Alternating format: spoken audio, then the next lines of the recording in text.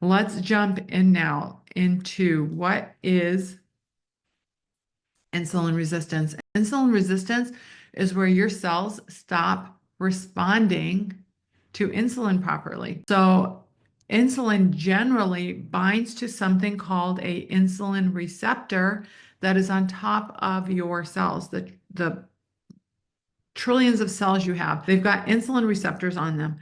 And when you eat and your glucose levels go up, then of course you are going to have an increase in blood sugar, which leads to an increase in insulin. Insulin then goes and binds to a cell to allow glucose to go into the cell. Glucose going into the cell is great because then it'll make energy, which is what we want. But if glucose cannot get into the cell because of something called insulin resistance, where the insulin cannot bind to or does not respond to the insulin receptor and the two cannot bind, this is where you have a problem. And there's many causes of insulin resistance, which we'll get to in a second.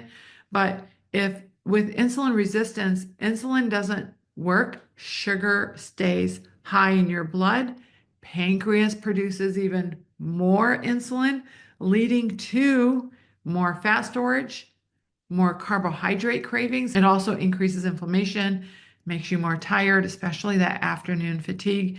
And of course, it causes and leads to weight gain.